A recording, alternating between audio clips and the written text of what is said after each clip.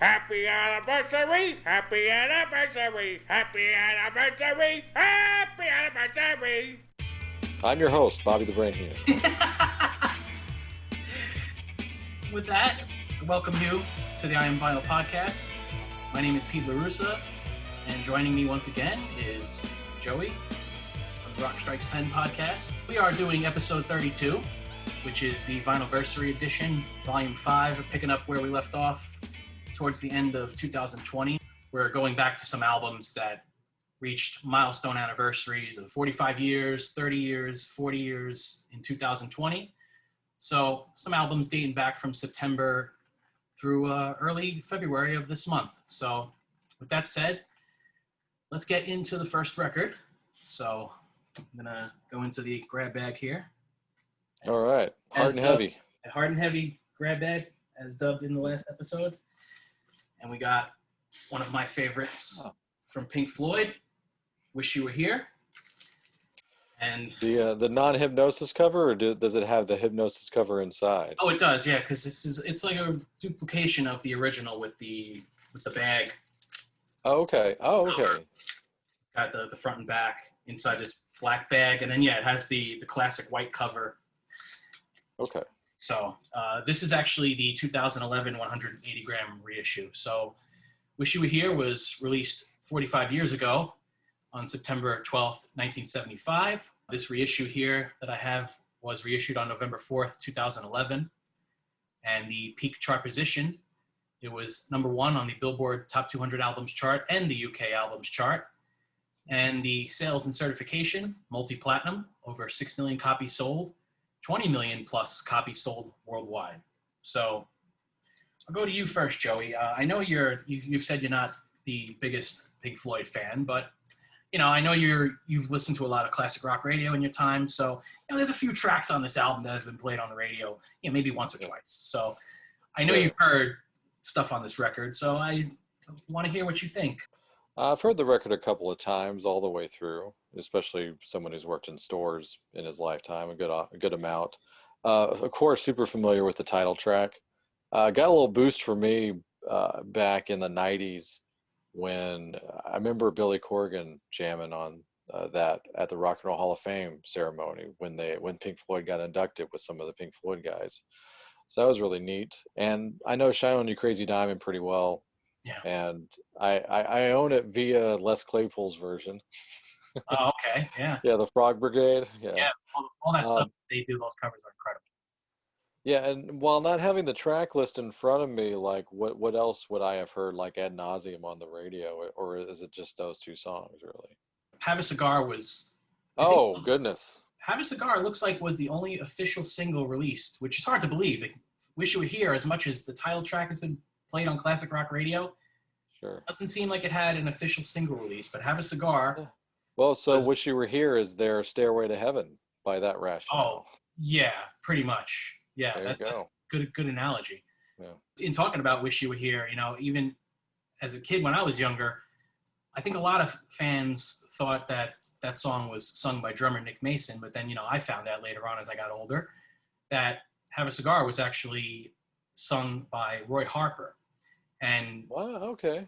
Roger Waters. That's a nice little Zeppelin tie in there. Yeah, and I think they're out there. They might be out there. I don't know if they're out there on YouTube or if you can find them somewhere. But I think there might be attempts out there where Roger Waters and David Gilmour attempted to do the vocals on the song. Huh. In fact, that's an interesting time of reference, like where, I like that kind of a story because like there doesn't seem to be a lot of ego in like, well, everybody gets a crack at the song and whichever version we like better, whoever gets it, or maybe they left it up to the producer, maybe producer and engineers. Beach Boys did that too. Like who gets the lead, sometimes they would kind of have a sing off or something like that. So at one point there was a song that nobody was getting that the Beach Boys did and their manager got the vocal on the record. So I mean, that's way out there, but yeah, I didn't know that. I didn't know that was Roy Harper singing. I learned something today, so very cool. Yeah, it's just that's one of those things that I wanted to bring up because I know that I'm not alone in thinking that at some point that was Nick Mason on the vocal. So as I understand it, Roy Harper was recording in the same studio. They were in Abbey Road recording that record. So he was recording in the, in one of the other studios, and I guess he was around on the sessions, and then they asked him to take a crack at it. They heard it. They said, "That's it. That's the one." So yeah, I think that is a really cool factoid about this record and that song. It also makes me think of, like, as cool as the home studio thing is, that like those kind of moments are probably going to be very few and far between as time goes on. Since like the big studios have kind of are kind of and are kind of just dying off. Yeah. And that's sad because you hear about those chance meetings that lead to whether it's a tour or a duet or something like this. Yeah, it's just it's a shame. Now it's going to be just so like, okay, my manager or this company put this duet together. It's not People going to be the same. You got to meet them in the hallway, or just in the emailing or pool texting hall. each other. Yeah, yeah, exactly. Yeah, So it's so yeah, boring now. yeah, it's just one of those things where I'm like, yeah, I mean, I know there was like people called in for sessions, like that were names back in the day too, but like those kind of things, like it's sad that they may not ever happen again in that way, but who knows? Maybe we'll get back to something. Maybe they'll push it so far that we'll just, kind of like vinyl. Everything gets pushed ahead so far that like there's going to be a pushback. Mm-hmm. So maybe there will be a call for big studios again down the road. That would be nice. Okay, well, I think that's a good conclusion to our discussion on Pink Floyd's "Wish You Were Here." So I'm going to go into the grab bag and get the next record. So next up, we get a little bit heavier than Pink Floyd here. So 30 years ago, still speaking in 2020 terms, 30 years ago. Right, 30 years and change. Yeah. On November 6th, 1990, Creator released their second album on Epic and Noise Records. Not their second record overall, but their second record as part of this distribution major label, Epic Records. So this pressing, I'll just show this really quick. I don't know if the light here will do it justice, but this is the original press. I think you can kind of see. Yeah. Hint, right? So yeah, you call that the MJ label. Yes, thank you very much. The Michael Jackson label, as I like to call the Michael Jackson Epic Records label. And so as the hype sticker here states, this is on a painful purple vinyl, not just a purple vinyl, Joey. Painful. Well, it's so purple it's painful. I think most of us can relate to that, if whether it's in a good or bad thing. So and I also decided to grab the reissue from a few years ago that was reissued by Noise Records. This is a multi 180 gram red vinyl edition. As for Creator's Coma of Souls, again, as I stated, it was released 30 years ago, November 6, 1990. Peak chart position, there was none. No sales and certification numbers. So don't really know officially how this album did in the US, but I would say that, Creator tends to fall under that, underrated of thrash metal bands. You tend to see that discussed in commentary and comments on social media. So what do you think as far as Creator is concerned? Do you feel that they kind of don't get their due that they should, as far as, like bands like the Big Four and even like outsiders like Testament, Overkill? I was going to say, I'm probably going to steal a term from my friends at Cobras and Fire. I think they might be perfectly rated, which is not a shot at the band. They're kind of on that level where like Overkill are the leaders of this movement. They're like more underground than all of their peers from that time, like the Big Four and whatnot. So like Overkill and Testament are like the leaders of that next wave. Of past the Big Four, like 5 and 6 are probably Overkill and Testament, honestly, especially as far as success and notoriety goes. It's like Creator were more like Annihilator and bands like that, where they were like a little below that on like maybe the C tier. Once again, not trashing the band. I just don't think for me personally, I I don't really go to this band very often, although I did recently listen to Coma of Souls, and not even just because of the show, because I was doing my 1990 retrospect on Rock Strikes 10. So I'm familiar with this record, especially in recent memory. But for me, it's definitely the thing I have on most metal bands is that musically it's really good. I love thrash metal, but the vocals are a little bit much for me. It's like you can hear at best his voice kind of goes up and down for me. At best, it's kind of more like a Chuck Billy approach, Hmm. and at worst, it kind of gets down into that. You know, I call it witch vocals. You know, like if that makes any sense. And like I said, yeah, and that's just not my thing, you know. Like I said, that's why like I love Overkill, but sometimes they go too far there, you know. And Exodus does the same thing too. I should have mentioned them, you know, depending on the singer, of course. But yeah, once it gets kind of a little bit overbearing on the witch vocal thing, I'm kind of out. But I didn't hate this record. I remember I probably gave it like a 75% out of 100 for Coma of Souls, but I mean, musically, it's great, and 1990 is a killer year for Oh thrash yeah. metal. I mean, Oh yeah. I would think that this album would at least go on a top 5 or 10 of heavy metal albums of 1990 on most people's lists. You know, so I'm not hating on it once again. I'm not even trying to be diplomatic. I'm just saying I like the music, but I'm not terribly keen on the vocals. Listen, I can respect that, and I'll just I've touched on this before on the podcast. You know, myself and the Verrame brothers, we got into Creator pretty much by chance because I recorded a bunch of videos off of Headbangers Ball. Not an entire episode. Like I had like this short, like 60-minute tape, and I just taped a bunch of videos and fell asleep. And one of the videos happened to be Creator, as Adam Curry introduced them, Creator. Yeah, Tor. The video for Betrayer from the previous album, 1989's Extreme Aggression.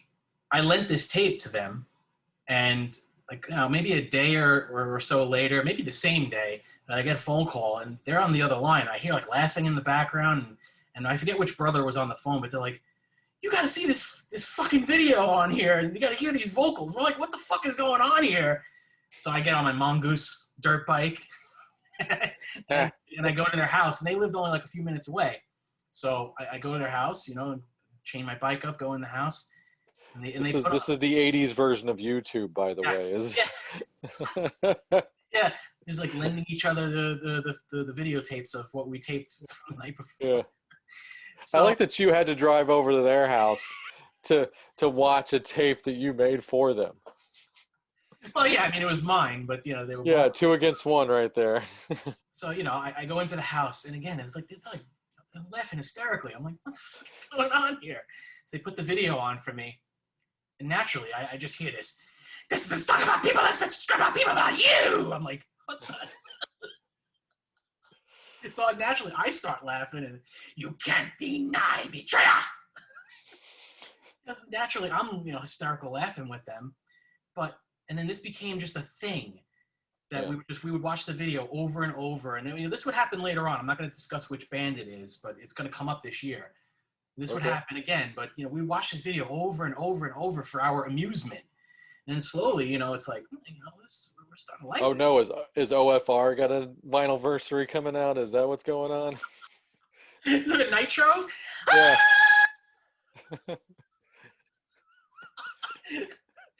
We started, slowly like getting into it, and Andrea would end up going to buy the cassette.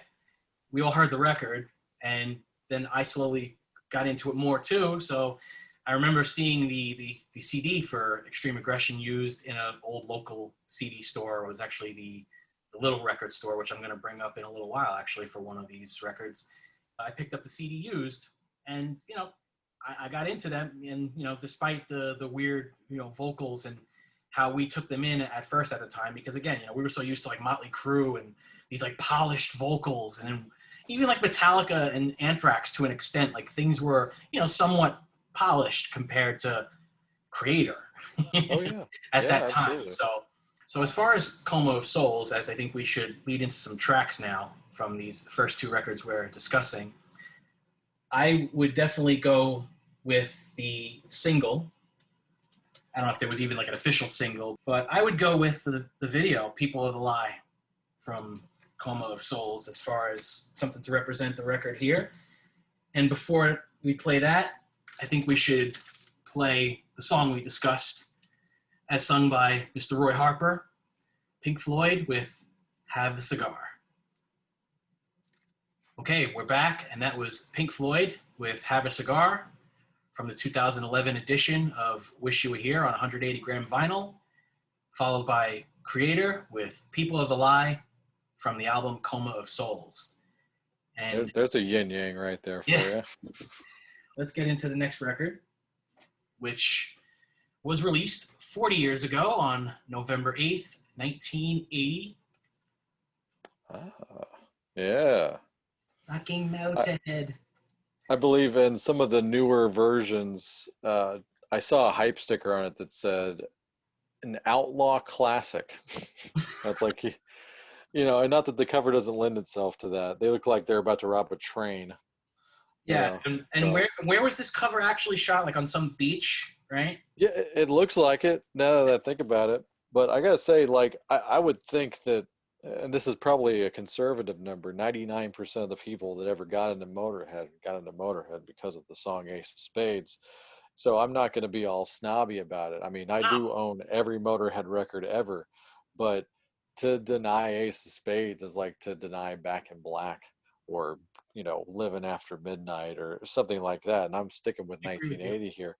But yeah, it's undeniable. And it's hard for me to even get sick of it. I'm sure Lemmy got a little sick of it, even though he said he didn't. But I always like the fact that they never closed with it. Like they'd usually throw it in the middle or like, maybe towards the end of the set, but they'd always play some more songs after that. I think my big moment of it was them playing on the Young Ones, which I guess they were just about done on the run for this album when they played on the Young Ones. And because if you see the appearance, you'll actually see Phil Robertson playing in the band with them. Oh, interesting. Yeah, so there's that.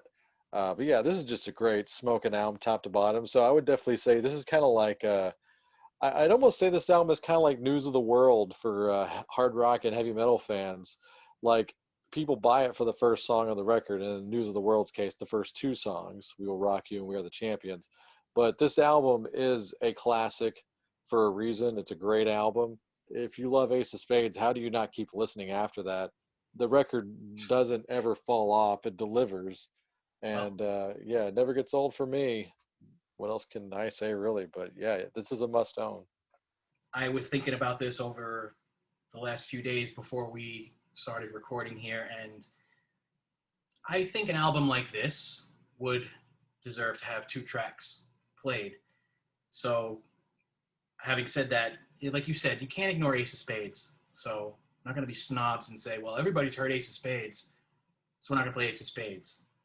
We're going to play Ace of Spades, and then we're going to follow it up with a song that pretty much was one of my go-tos when I'd be warming up on guitar at the studio with Spacebeard. If Andrea's watching or listening, he'll probably remember. But I did it often. I would warm up playing songs like Love Me Like a Reptile and, some other standards that I would, the chords that I knew. But that was one of them that I would play a lot, like while I was like testing my guitar sounds. So I want to play Ace of Spades and Love Me Like a Reptile from the album Ace of Spades. And this reissue here that I'm talking about is the 180 gram vinyl reissue that was released sometime in 2015. And just some quick stats. The album peaked at number 4 on the UK albums chart. I didn't see any chart positions for the US. I was kind of surprised there was nothing, even like with a resurgence or something. And they barely ever charted in the US, ever. I noticed. So, yeah. But the sales and certification, again, nothing in the United States, but gold record in the UK with over 100,000 copies sold, which those numbers always blow my mind, like 100,000 versus 500,000 UK US. But anyway. Yeah. I mean, I definitely would want the merchandise over the song royalties, sadly. Yeah, because they definitely sold more shirts than records. That's just a fact of life. It's amazing, and we're going to get into it a little bit later as far as Motorhead is concerned, but it's like the Ramones, bands that should have sold so many more fucking records, like Motorhead Motorhead is cited as an influence by so many people. It's hard to believe they didn't sell more records. It's just like the Ramones. Yeah. So we've settled on tracks to play from Ace of Spades. Let's move on to the next record. It's a band you and I definitely shared a very mutual interest in and have for a very long time since we were younger. And the album was released 35 years ago on November 9th, 1985. And it's just been reissued by Friday Music on gold and purple vinyl. As we're both, thank you, Joey, for showing the inside of the manhole. Twisted Sisters, Come Out and Play. Yeah. A very infamous album as far as the tracks on it, how it sold, and just the general reception to the album. And so I'll just make a quick note. So I picked up my copy here, my original copy, for $2.99 at a store called the Little Record Store. Nice. You got the merch form as well. I do have that as well. I think I have two of them in here, actually, for some reason. And there's one right there. So you got the one that I didn't get originally, because my first copy of it didn't have anything in it, and it was defective on top of that. So there you go. So I did. My second copy had the merch form in it. Yeah. So, like, as I was mentioning, I got this at a store called the Little Record Store. It's no longer open. It was on the same block as Record Factory. It was like a few stores away, actually. So they were getting rid of any vinyl stock they had around 1990, and they were going in favor of all CDs. So I picked up so many titles like this for only $2.99. Original Kiss solo albums with the posters for $2.99. Some Overkill records, Metal Church, Metallica, Garage Days. So, but with this particular record, the cellophane and the hype stickers are still in effect. But I had an X-Acto knife back then as a kid, 14 years old. Oh no! That's right. The album itself, before we get into our comments and perspective overall, so the album itself, it was obviously a disappointment in comparison. Thank you, Joey, showing the inner sleeve right there. Yeah, the side faces, the left and rights. Compared to the previous album, Stay Hungry, this album didn't sell nearly as well or peak on the Billboard Top 200 Albums chart nearly as well, as it only peaked at number 53. And the sales and certification, it was gold with over 500,000 copies sold. So, the story's been told plenty of times, plenty of podcasts, I'm sure. I know Dee Snider's talked about it ad nauseum, but what was your perspective as a Twisted Sister fan when the record came out? And then this also came out, and the videos were all over MTV. Oh, except for Be Cruel to Your School, but we'll get to that. So anyway. Yeah. Well, I didn't have an MTV journey with this, although I did know the videos from the Stay Hungry thing pretty well, because I would see them when I went to my grandparents' house. Same here. But obviously the rotation was super down on anything from Come Out and Play. Obviously, I know that it was just the one video that would have had the shot. But I never saw it initially. It was years later until I saw the Leader of the Pack video. But I was 6 years old. That's the thing. And I loved Stay Hungry. It was one of my first full lengths I ever owned. So when this one came out, I was ready for it. And I didn't feel any sense of a drop off in quality. It was just one of those things where I was young. My favorite band had a new record out, and it was magical, like automatically. So I still love this album for a lot of different reasons. I recognize now in retrospect, and not just because, a journalist or a fan told me otherwise, but yeah, obviously I can tell that it's not as good as Stay Hungry, or even it's not even as good as the first three albums, let's be honest. But it's fun. I like it. And, sometimes that's all you need. So that's really my whole thing on it. I also still can't believe, even though we're left with the MTV special for Stay Hungry, so that's pro shot, fine. But the fact that we don't have a good pro shot of the tour, and the tour has almost taken on this kind of weirdly odd legendary status just because it's so obscure, because it was so Asylum tour. Yeah, it's like it was 86 too. Yeah, the attendance was so down. They were playing like big theaters, I guess. They went from like arenas to like theaters again. And So like there's like some still shots, and every time I see like it pop up on the official Twisted Sister Facebook page, I'm like, ooh, you got Stay Hungry photo, or you got Come Out and Play photos. This is really cool. And the stage looks so fun and cool, but there's zero footage from it. It's so sad. Like, but yeah, so it's kind of taken on this kind of mysterious thing, and same thing with Love Is for Suckers, because both. I do you know anybody that saw either of those shows? I don't. Oh, not at all. So there's also that. So as a 6-year-old, I didn't care. I wasn't going to shows yet, so I kind of didn't care. And they definitely didn't come to my town, so it wasn't even an issue. But I love this album, and I still do. More so the fact, although, and yeah, I even years ago I found a 12-inch Right. of the. I almost want to say it's probably a canceled single, because do you I even believe know it of like is. radio?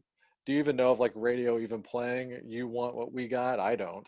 I think I looked this stuff up when I was looking up just at random about this album, and I think that was a single that was intended for like an actual video, possibly in a push, but because the first two singles bombed, they just they aborted everything as far as promotion for this record. Yeah. So yeah, that one basically fell by the wayside. Yeah.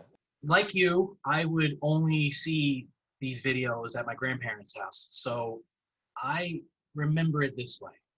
Sometime after Leader of the Pack was released, we went to my grandparents' house, and my brother and I were watching MTV, and the video came on.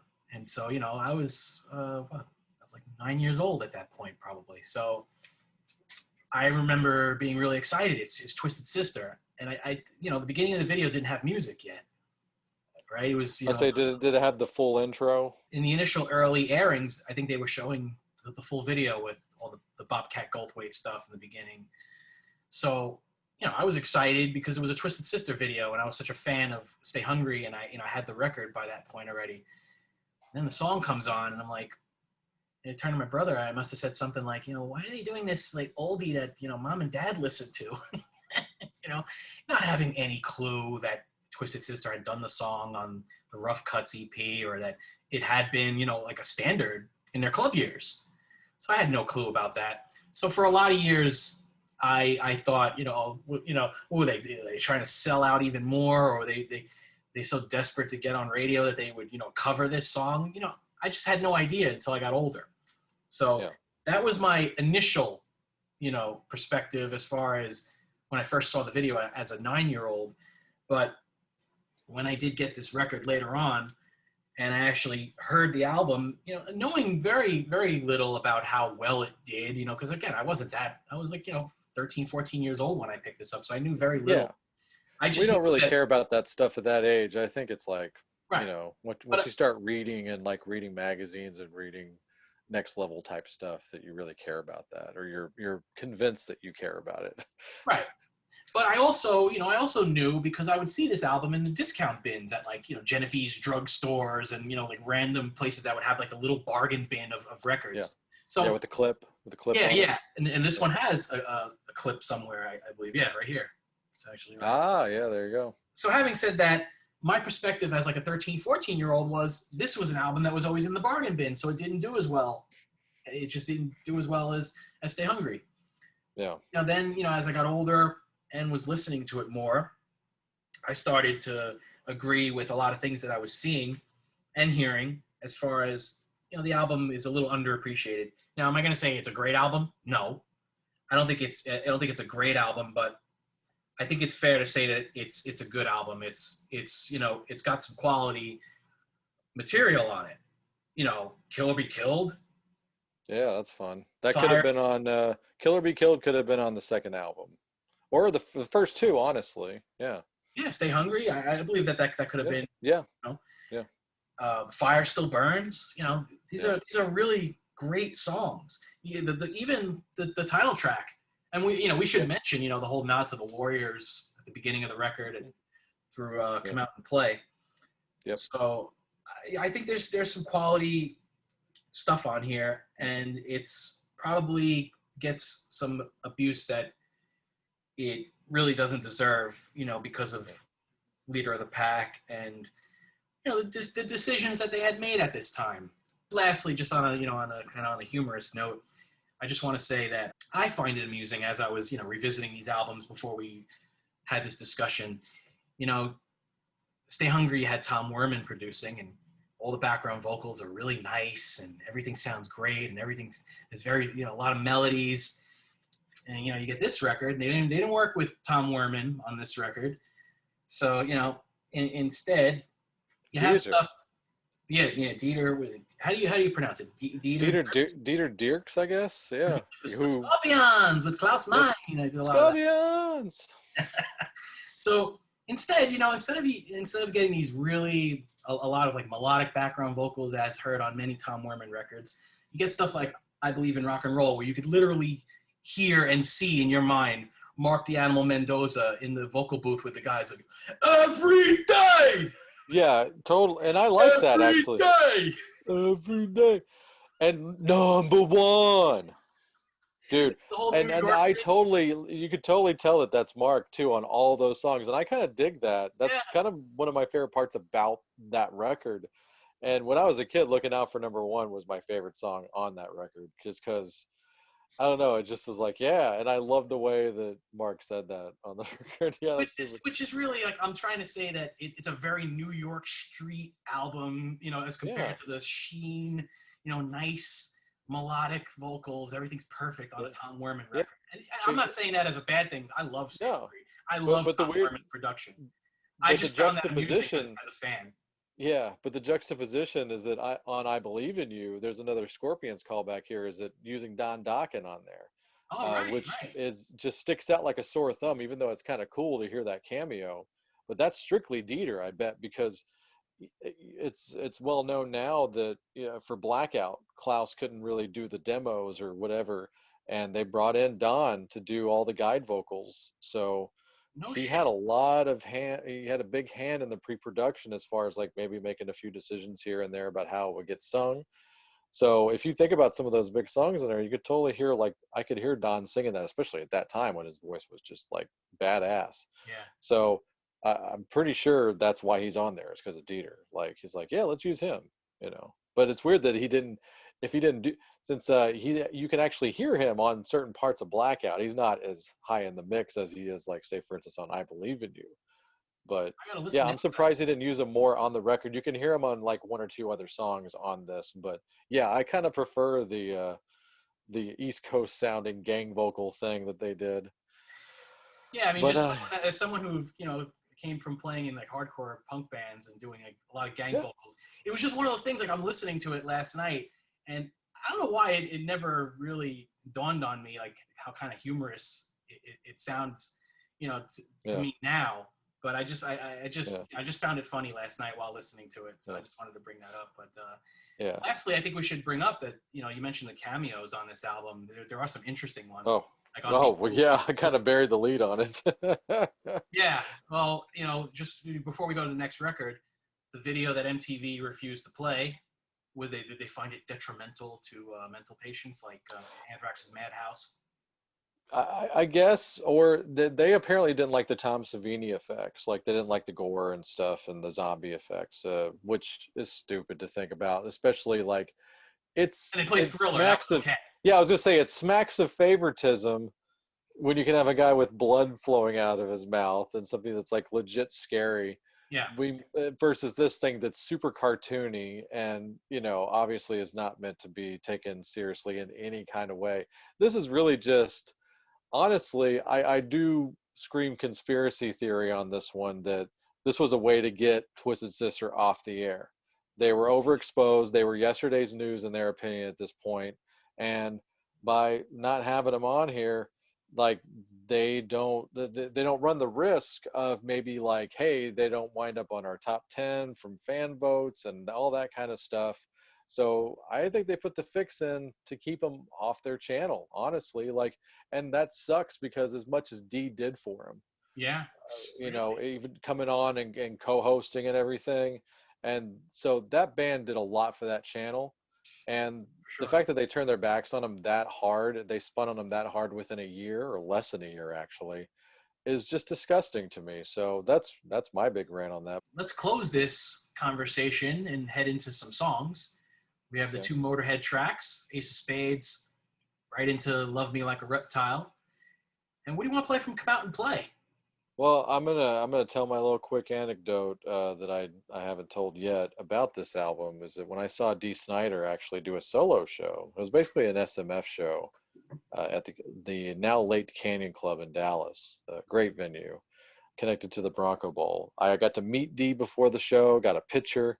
He signed my I Want to Rock 45 picture sleeve, and he was super nice to me. He was in town, I think, pitching Strangeland to some places out here, like some companies or whatever. So he booked a show on the fly. No one knew about this show, so nobody was there. And not that he would have drawn huge at this point, because like I said, we're talking like 98, something like that. But it was such a last minute booking. I found out about it through someone who knew about it, that worked in a store. And I went to the show, and there was maybe 50 people in that club. So I was right up front, and it was so great. He actually even came out opening to Come Out and Play. Hmm. He had black hair, not blonde hair. And AJ was on the drums. Oh, So even though it was a solo show, he had AJ in tow. So it was a great night. And obviously, with 50 people in there, he looked at everybody in the room. I'm in the front row. I'm singing every damn word. And during this particular song, I got the mic shoved in my face quite a few times. So me and Dee had our own little sort of quasi pseudo duet moment here on this song. So I'm always going to love this song for that reason. And it's kind of a deep one here. Not the best song on the album, but I do love it just on that principle. So I'd like to go with I Believe in Rock and Roll. okay. All right, so we will do that. Let's play Motorhead with Ace of Spades right into Love Me Like a Reptile from the album Ace of Spades. And we'll go right into Twisted Sister, I Believe in Rock and Roll from Come Out and Play. Okay, we are back. And that was Motorhead from the 180 gram vinyl press of Ace of Spades from sometime in 2015 with the title track Ace of Spades, followed by Love Me Like a Reptile, which was immediately followed by I Believe in Rock and Roll from Twisted Sister, and from my original pressing of Come Out and Play. Yeah. And last thing about Ace of Spades, if anybody out there that's watching or listening, if you've purchased any of these newer Ace of Spades collections, like there's the deluxe one, it's like a 2 or 3 vinyl set, or the big ass box set with all the goodies in it and the extra material. If you've purchased those, let us know how it is, because I really want to get it, but like I kind of need that kind of push over the edge with that one. I may just go hard. I love me some box sets, obviously. Yeah, same here. But they are an investment. But yeah, if anybody out there comment or send us a message and let us know if you have the box set, what you think of it, or even like I said, even that deluxe edition. So great. Yeah. We definitely welcome anyone's feedback on just anything where we're talking about. If you want to share your stories, anything having to do with the records we're talking about, your Vinylversary story, if anything. So let's move on to the next record. And this has a few little interesting components to it. And I don't think a lot of people are going to discuss this album very much. Oh, you got 2 of them, huh?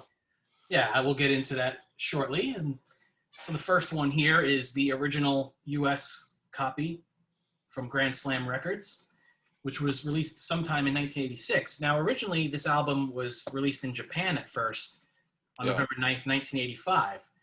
And this is a white vinyl pressing that came out towards the end of 2019. I actually played the title track from this on one of the early episodes of the podcast, so you can check that out. Yeah. So this is actually a very good reissue press. I would definitely suggest for anybody looking for a copy. And we're talking about White Lion's first record.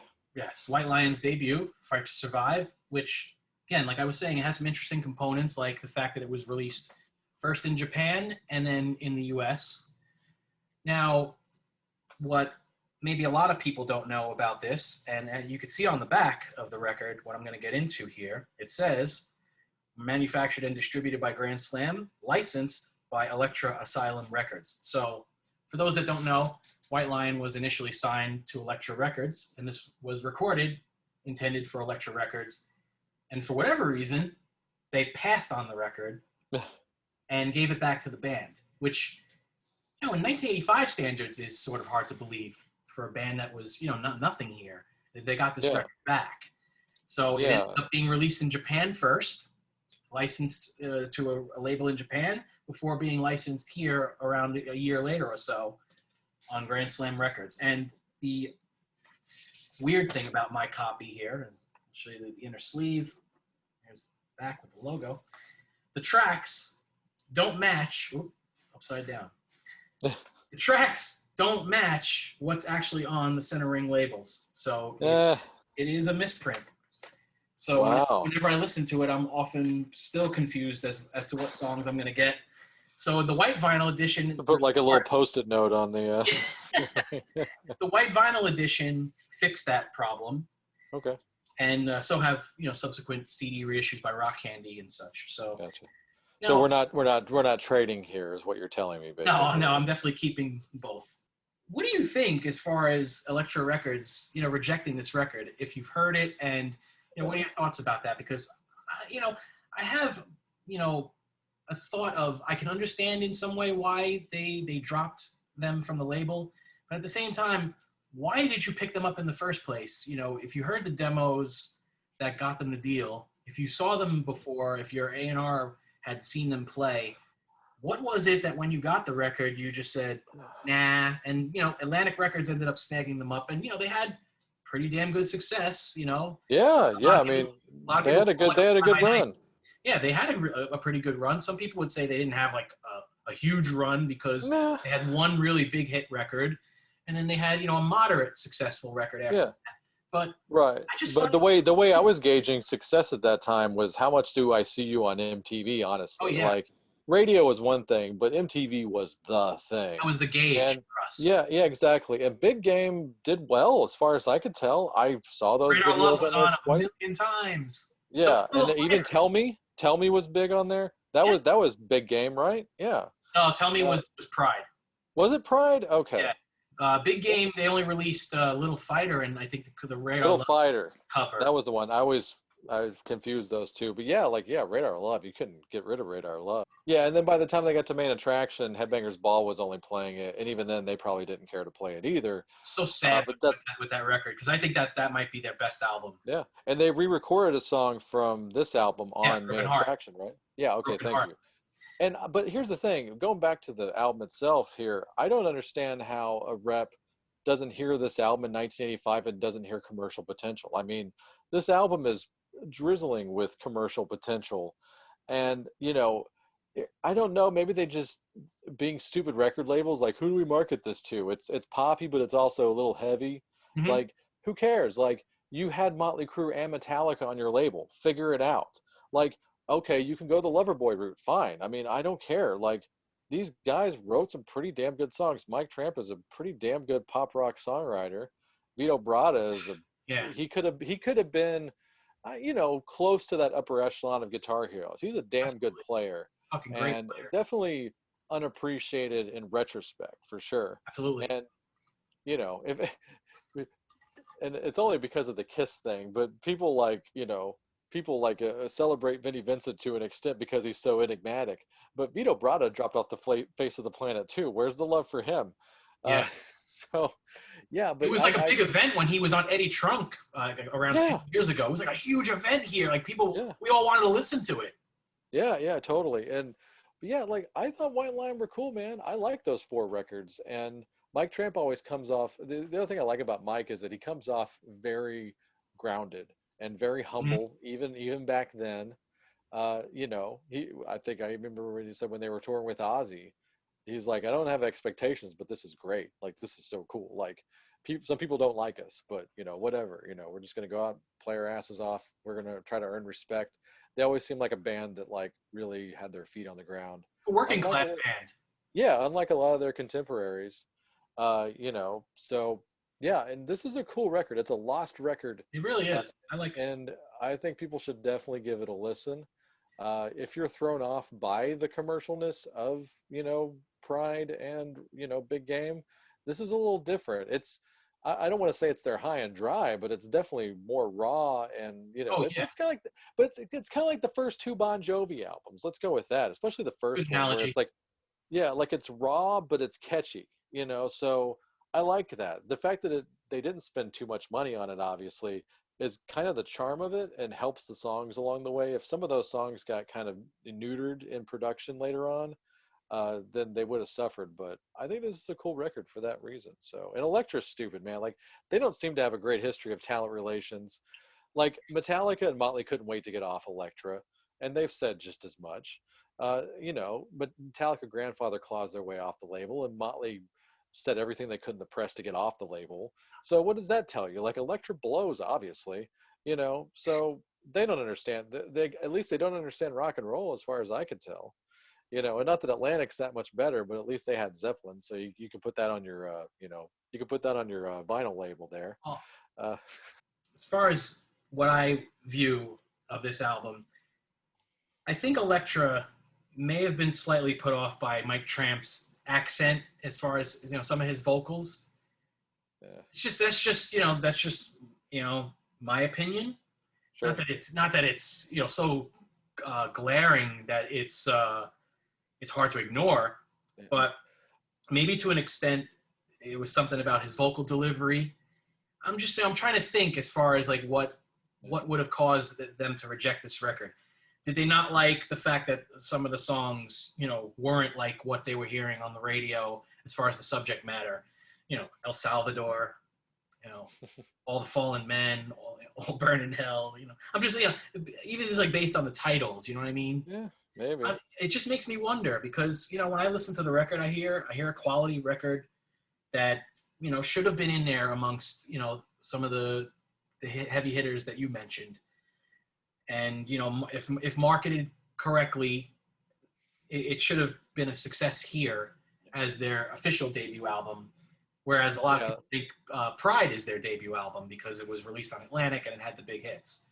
yeah. They should have sold it on their own initially, like what Motley did. That way that they could call the shots more once they got signed to a place like an Elektra, and that's exactly what Motley had going for them. Is that they had all those sales under their belt by themselves. Yeah, So the labels came calling to them. And this record's good enough to where they could have kept it regional and done very well with it. They could have gigged their asses off and sold them out of the trunk of their car or whatever. And I think it would have taken off that way.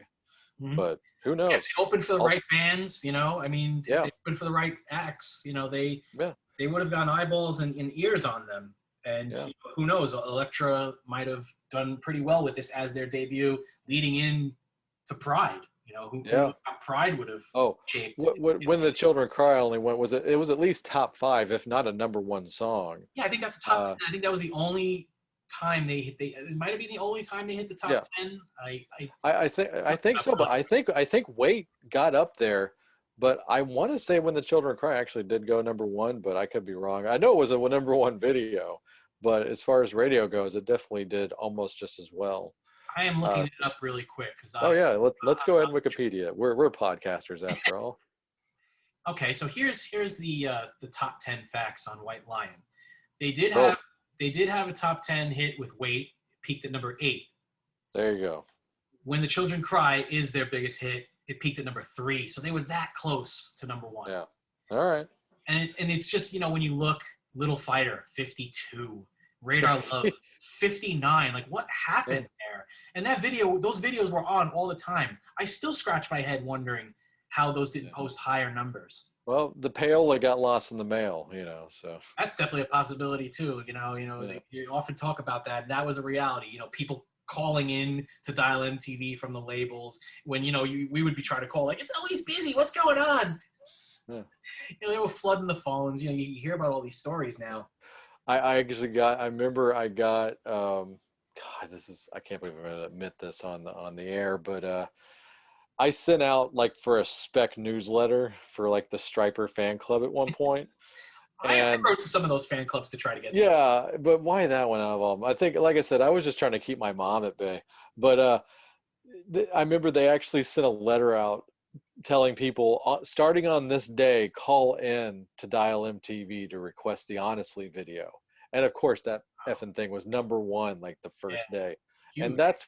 but that's smart. That's what bands would do. So White Lion might have had a similar campaign going. I bet if you wrote to their fan club, they probably sent a letter out It's a saying good like, point. "Hey, call in for the video." So their chart positioning for those singles off of Big Game is not indicative of their video success for those same songs. And I can say I'm one of the people that bought the Radar Love 45 to bring it all the way up to 59. Yeah. It's still back there. Drum It's a little dusty, but solo. it works. Yeah. So before we move on to the next record, what would you want to play?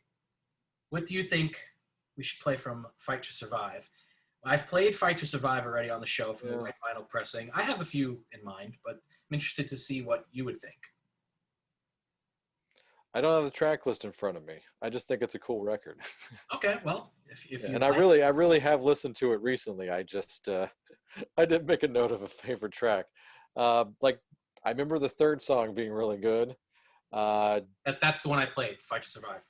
Okay, let's go with the first track then. That's a good kickoff. I think the first track will convince people that they want to hear the rest of this. So I'm always convinced that a strong opener is a good way to go. Well, I'd have to find it where it is on here on the original pressing. That's okay. Perfect time to bust out the post-it notes. I would Yeah, have to do it anyway. Whatever song we yeah, pick. So sure. if you want to play, we could play Broken Heart. And it's just Yeah, a quick fact about Broken Heart. You did mention it before. Atlantic Records, they did ask White Lion to re-record Broken Heart, and it ended up being recorded slightly different than the version that's on here. So that's something to look out for as well. When they recorded their third and final album for Atlantic Records, Main Attraction, which is coming up on its 30-year anniversary in, I believe it's March or April. It's coming up. So we'll likely be talking about White Lion's Main Attraction soon. So, okay, we're going to play Broken Heart from Fight to Survive. So let's move on to the next record as we continue here before we play another set of tracks. This is something that Joey and I have discussed off the air as far as doing a standalone episode. So we're gonna do a little teaser here and discuss this record for a few minutes. It's something both of us can identify with from our childhood as far as not only being music fans, but Joey, as many people know, is a huge wrestling fan and co-host of the Wrestling House Show right here on cnjradio.com. And I also grew up as a big fan of the WWF mostly before I, started to see other territories. But like so many people, saw Rocky III and saw Hulk Hogan for the first time, and then eventually started seeing wrestling on TV in 1984. The WWF here in New York City was on I believe it was on Channel 5 and Channel 9 here in New York City. So I started seeing the World Wrestling Federation programming a lot as a kid and started buying the figures. And as Joey is slowly revealing, we are talking about the Wrestling album, which was released 35 years ago on November 9th, 1985. Thank you, Joey, for showing us the inner gatefold. And I will grab the vinyl here. The height of the rock and wrestling connection. If you Yes. had MTV, you know about the WWF tie-in. If And I you was got to there- know how to pony. Yeah, if my brother is watching, he'll appreciate that because that's been one of our, inside jokes over the years, just a Dude,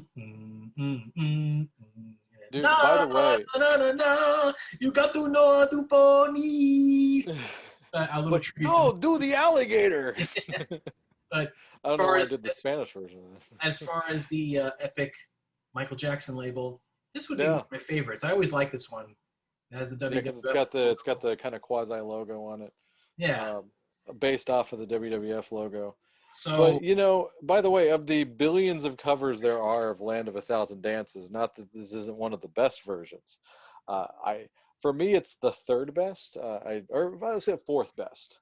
it's one of the most I mean, entertaining. It's definitely one of the most entertaining. So you got to go original. The Wilson Pickett one is the standard. Oh yeah, yeah. My second favorite one is actually the Jay Giles band, the live version. Oh, that's a great version. Yeah. Yeah, you know what I'm talking about. That's Yeah. a phenomenal version. I love it so much. And the third best version, and I have to say it's the third because the version on this wrestling album of Land of a Thousand Dances, and this is going to be my one big factoid for this, and we can move on, is based off of the Cannibal and the Headhunters version. It's an old random psychedelic garage band. I first heard about him through Iggy Pop talking about him. And so their version of Land of a Thousand Dances is the one that the Wrestlers version is based off of. Oh, okay. So if you ever go and listen to that version, that's where that comes from. So the arrangement and everything definitely came from that version. I remember when I heard it a few years ago, I was like, oh my God, that's the one they used. That's the one they use as a source. So yeah, but yeah, wrestling album is so fun. I could go on and on about it, which we probably should at some point. Yeah, that's like I said. I think just as purely as old school wrestling fans and as music fans, this is one of those records that does deserve its own standalone episode because there's a lot to unwrap as far as what went into it, how the songs were done, and where they were, the origins of a lot of the songs on here, because a lot of them weren't just simply written for the wrestlers. A lot of them were already written and recorded years back. But again, that's for a future episode. Yeah, and this isn't a bullshit forgettable album too, because if it wasn't, then there wouldn't be a record store day release from it from Epic Legacy. That's how legitimate this record is. Okay, all right. And if my brother's watching, he knows that when we went to Princeton Record Exchange, I think this was in 2015.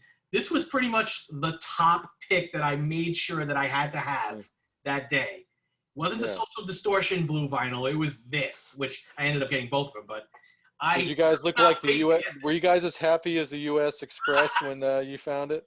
Look at that. I know I was, and eventually my brother also picked up a copy too. So both of us were very amused, and always have been amused by this record. But just before I get into the last segment on this record, I do want to note a few little stats. So, believe it or not, the wrestling album peaked at number 84 on the Billboard Top 200 Albums chart. And it's kind of hard to find, but I did find one article where somebody actually mentioned that the record was officially certified gold with over 500,000 copies sold, which I could believe. Yeah. I could believe, because WWF was absolutely huge in 1985 and 86. It was it probably peaked as far as the rock and wrestling part and where they were at with like Hulk Hogan in 87 into 88. But it's what the world was watching. What the world is watching. I could totally believe that they got a gold record with this. So just real quick before we move on to the next record, I want to show the colored vinyl edition. So it's a little different on the wrestling album, as they went with a silver label. Yeah, the legacy print, Yeah, so that is the red vinyl. What would you want to play from this? Would you want to play Land of a Thousand Dances? Because I would probably go with that. Yeah, let's go with that, and then we'll go deeper if we do a larger episode on it. So just in case people are interested, Yeah. Pile Driver is also included as seen on the front cover. It has its own independent vinyl sleeve instead of having a dual album cover. So the red and yellow, like Hulk Hogan, that's how Pile Driver looks. Okay, so we're gonna play Land of a Thousand Dances from by the Wrestlers officially is what they were called. Yeah. I mean, shit, fucking SD Jones made it onto the record, Yes. If you go YouTube the video, it's worth it just to watch Mr. Wonderful Paul Orndorff kiss his biceps to the beats. I mean, wow. Just wow. The fact that you have Meatloaf playing the drums, and that's not the weirdest thing in the video, it's probably the most normal thing in the video. It says a lot about that video. I'm glad you mentioned that about Meatloaf, because I clearly hear his background vocals in the na na na na na. Oh yeah. Na na na na na na na. You could hear his distinct vocal in there. Yeah, you can hear him more than Cindy if she's even in the mix. So Cindy's in the mix for certainly in Real American. But we'll get into all that. Mona Flambe. So, all right, let's get into some more songs. We're gonna All right, play. brother. We're gonna play. All right, we're back. That was "Broken Heart" from White Lion's debut album "Fight to Survive," which was the opening track on the record, followed by another opening track, "Land of a Thousand Dances," the opening track from the Wrestling album, both taken from the original vinyl pressings. So we're gonna move on next. So the next record up, this one's not going as further back as some of the records we've discussed. This one goes back 20 years, originally released on November 14th, 2000. And it's the first and only solo album to date from Rush's Geddy Lee. And this is the Black Friday Record Store Day exclusive that was released on November 29th, 2019, limited to 5,000 copies. And when this album was originally released, it peaked at number 52 on the Billboard Top 200 Albums chart. And I didn't find any sales certification anywhere. So I would assume, this being 20 years ago, I believe Napster was around, or it was starting to creep up. So I wonder how sales might have been impacted. But I would think he sold close to a gold record status on this. And he sold to who he was going to sell to. Like, that's a fan base where they're going to buy it physically anyway, even if it is available to steal online. Yeah. And 2000 was still a great year for sales. I know 99 was the peak year of CD sales, but 2000 was super strong also. So the internet wasn't really playing a factor at that point. I could tell you, as someone that worked in retail at that point, like, it wasn't creeping up yet at all, hardly. So, okay. And I remember we listened to it at the time and liked it. And this is my shout out to my old boss Logan, we're friends now. But he was so just taken aback by someone that would have not the gall, but just like randomly asks him, so what does this Geddy Lee solo album sound like? He's like, what the F do you think it sounds like? It sounds like Rush.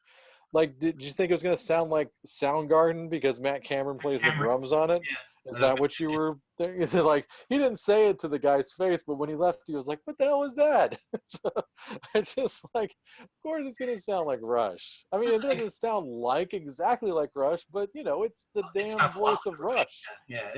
So especially Geddy modern Rush for sure. Yeah. Well, Geddy wrote his share of songs. For Rush. So I think you had to expect that a lot of it was going to sound like Rush. But that's all I think about when this album comes up, is that moment in time.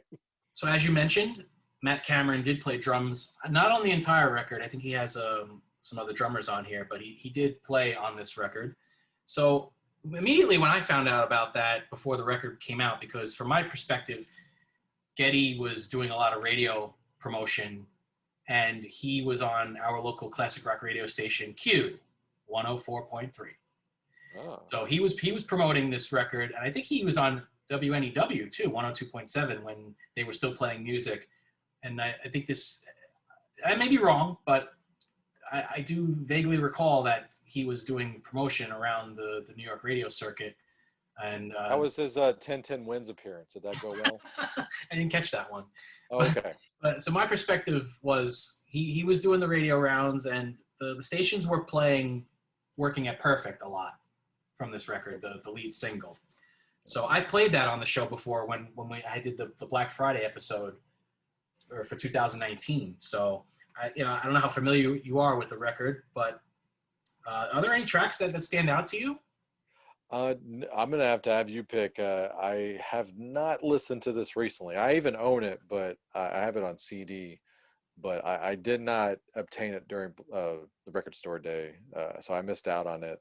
But it was, I just haven't refamiliarized myself with it. But I've heard it a handful of times, and I know I do like the album. I'm just guilty of not being familiar with it. So, what's a good track you think would get me back on the horse here?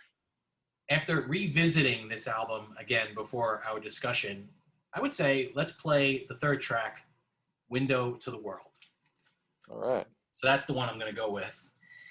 Lastly, we should point out that this record was recorded during that downtime with Rush when Neil Peart's daughter had the car accident and unfortunately passed away, and then his wife unfortunately passed away shortly after. So that's why Geddy had recorded this record, or had the time to record this record, as they were on a hiatus. They really didn't know if they were going to be coming back at the time. So that's what resulted in this solo record. So I'm not sure, as a fan of Rush, if he's considering doing another record. I think it would be good if he considered doing another solo album. But now there's rumblings that him and Alex may get back together and do something. Yeah. Yeah, that was a big story yesterday. So, Yeah. as of this recording. So we may have something like that to look forward to. So moving on, we know we're going to play Window to the World from Geddy Lee's My Favorite Headache. Let's move on to the next record, which goes back a little further back to the great year, as discussed before, of 1990. This was released 30 years ago on November 20th, 1990, and it's the third album by Cinderella on Mercury Records at the time, Heartbreak Station. all And right. this is a recent reissue colored vinyl press. If you remember the Black Friday 2020 episode, we discussed the reissue of Tesla's Great Radio Controversy. This pressing was released by the same company. You can see here the Obi strip. It's on a Coke bottle green vinyl. So this was released by A&R Studios. And it's actually on the Vertigo label. So they use the overseas Vertigo label as opposed to the US Mercury Records label. That's fun. So this is limited to 1,000 copies on this clear blue vinyl pressing. Yeah, I think I missed out on this one, sadly. I can't seem to find one that's decently priced at this point. Yeah, and I mean, to the point that you mentioned in the last episode, there really should be a black vinyl pressing, in the thousands, because I think the album deserves it. And as far as how the album performed, it peaked at number 19 on the Billboard Top 200 Albums chart, and it certified platinum with over 1 million copies sold. So, as fans at the time, I think we saw that their sales and the popularity was sort of starting to decline here, even though the record did very well. I don't think it did as well as Long Cold Winter. It didn't have the same presence on MTV, as I recall. You did see the videos for Shelter Me and Heartbreak Station. Still Climbing came out a few years later, and by that point, obviously, what was going on with mainstream music. So what was your perspective as far as Heartbreak Station? Were you a fan of it? How do you gauge it against the first two albums? Because I see a lot of people who say that this is their best album. I don't happen to agree with that. I think it's up there. Yeah, I mean, I think it's like their third best album. Like, I kind of tend to go in the order of release as far 1, 2, 3, 4 for myself, honestly. Although Long Cold Winter could make a case for being their best album. I think I'm still Night Songs overall. But I like this one. I feel, though, like if Tom Kiefer has been faking it this whole time about his love of like roots music and blues music and even country to an extent, he's very good at convincing me.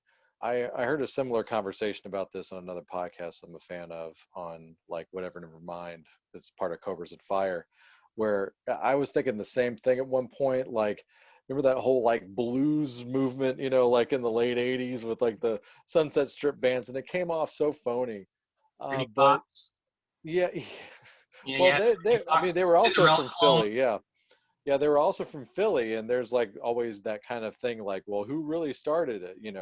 But like you even saw like Motley and Poison, like have that kind of blues stance, like and Rat also did it too. Great White did it, but for some reason, Great White pulled it off a little better. But it did. They were all kind of lumped in with those bands that are like, oh yeah, that's really our roots. It's like, no, it's not. Like the bluesiest you got was your old Aerosmith records, and you didn't go past that. But you know, especially now when you look back on a lot of it comes off phony. But for some reason, Tom Kiefer really pulls it off. I think he actually is a real fan of that stuff. And like I said, if he's not, he's done a great job of convincing me over the years. I think some of the stuff he experimented with on Heartbreak Station is honest. And I think one of the best songs on the album is Heartbreak Station. Even though some people kind of diss it as a clone of Don't Know What You Got, I kind of think it's a better song. I think it's a really cool track. I love the strings on it. Like everything about it, I think is an upgrade from Don't Know What You Got. And nothing wrong with that song. But Heartbreak Station, the song itself is just so, like, I'm talking about the song itself, the title track. it's just it's like one of those next level songs, and I really dig it. I like Shelter Me, of course, and One for Rock and Roll. You know, there's some fun songs on there, but it's still like my third favorite album overall.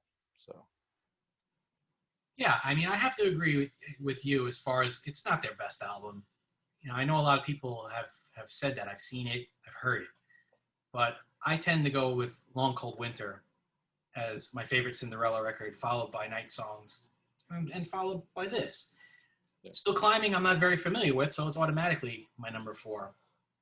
Yeah, I don't think a lot of us have listened to Still Climbing a lot. I know I like a lot of songs on there, and it's one of those, if I had listened to it a lot more on repeated listens, then it could be the third best. I don't know. But I just, yeah, once again, I'm with you. I just don't Yeah, have that history with it, you know. I yeah, got it way later. Like I got it way after the fact. I didn't even buy it when it came out. So yeah. By 1994, like, I was immersed in punk and hardcore scene and playing in yeah, bands, listening to those bands. You know, that album was completely, lost, flew completely over my radar at that point.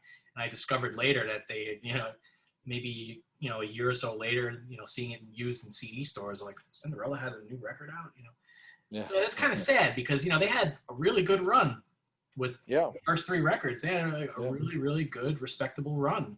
yeah. And I'm actually looking. Shelter Me peaked at number 36.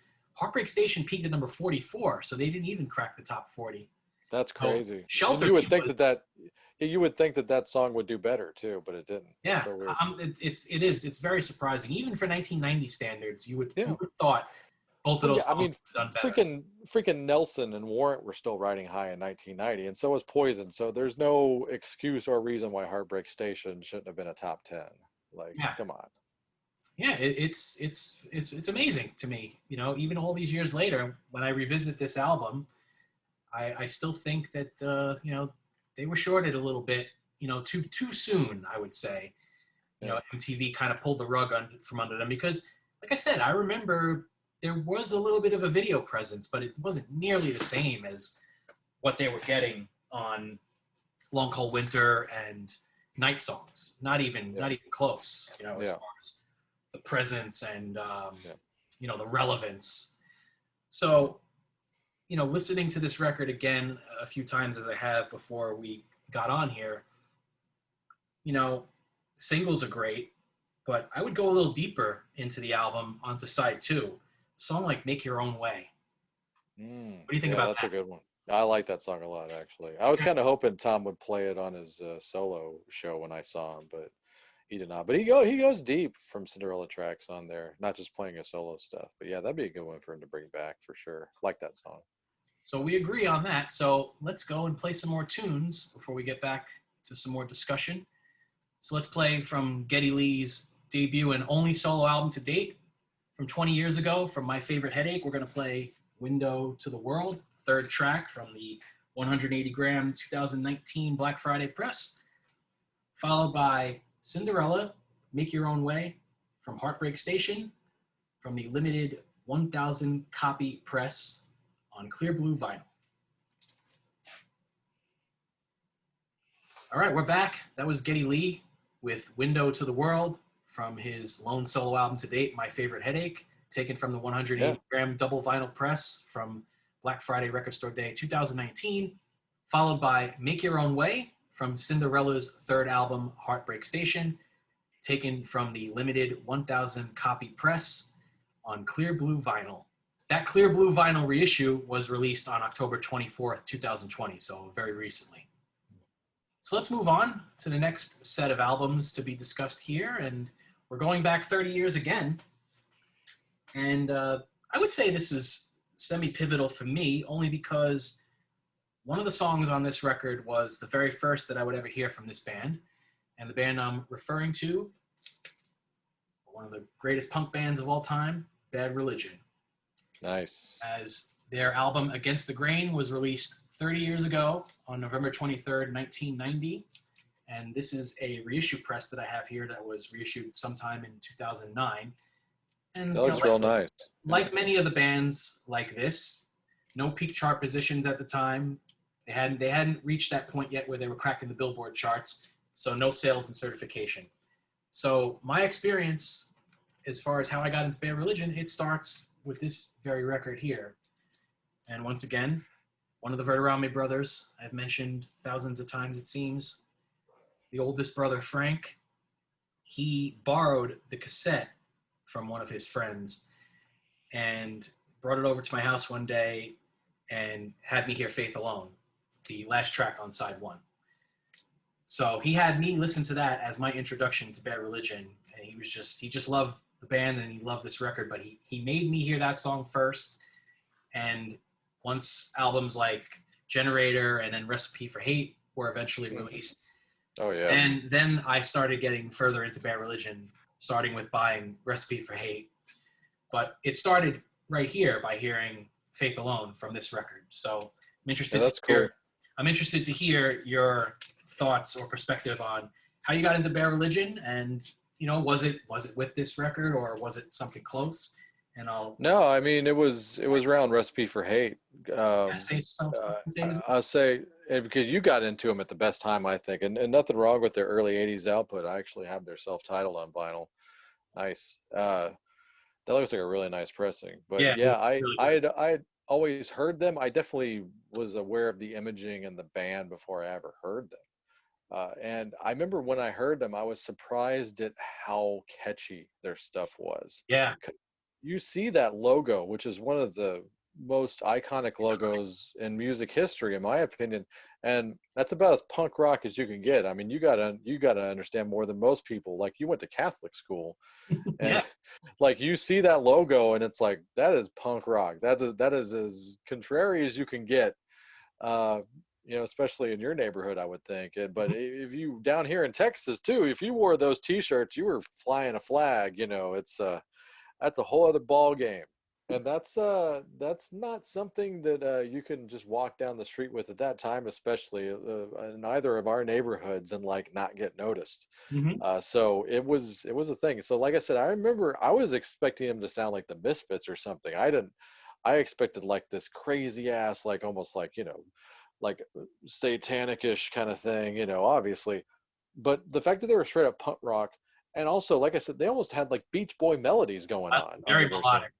And I love that. Like that is like, this is what I want. This is what and even though I came in around that time, I heard Infected, I heard American Jesus, and then I heard 21st Century Digital Boy later on, not even knowing that that was a re-recording. Re-recording, yeah. Yeah, and I believe it comes from Against the Grain, It doesn't it? does. Yes. Yeah. So, I mean, yeah, but like I said, you expect them to be the heaviest band in the world, and they're not. But it's actually turns out it's better for them not being that way. They just write really cool songs, and they're one of the great bands of all time, in my opinion. So yeah, Yeah. you came in. I'm so jealous that you came in like and got to go through that with Generator and all that. I didn't. I came in during the major label thing. It was sort of a slow build, like he brought the tape over to have me hear Faith Alone. Then Generator came out. I'm sure he played me something. But when Recipe for Hate came out, and I heard American Jesus, and I heard the title track, the opening track, Recipe for Hate, I was just like, I got to buy this record. And I immediately bought the original Epitaph CD, which I still own.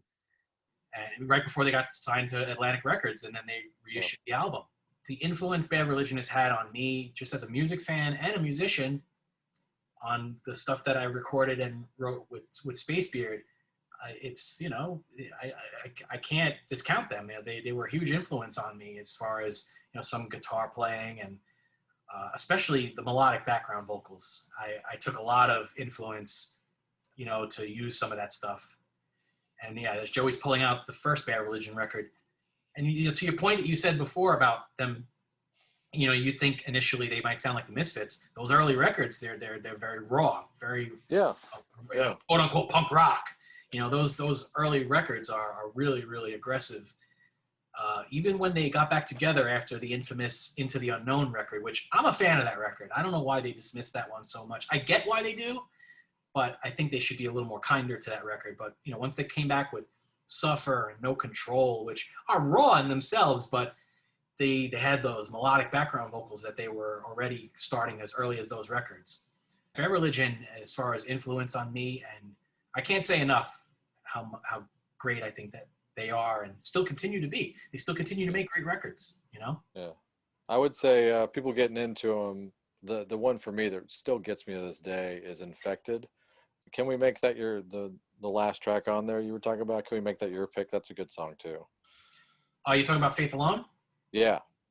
Yeah, I was going to suggest we play that one because that was my entry point into Bad Religion. Yeah, absolutely. Okay, so before we move on to the next record, we've settled on that. We're going to play Faith Alone from Bad Religion's Against the Grain. So why don't we move on to the next record? Absolutely. All right, going back into the hard and heavy grab bag, but this is something that wouldn't be pulled out of the hard and heavy grab bag way back in the day, I think, and might throw some people for a loop. But, you know, we have a lot of rock and roll in our logo, as many people have seen. But, you know, Joey and I don't listen to just rock and roll and heavy metal and punk rock, you know, and Joey's slowly revealing that PA. I see it right there. So he's giving a little teaser. Ship is rolling by. The mothership.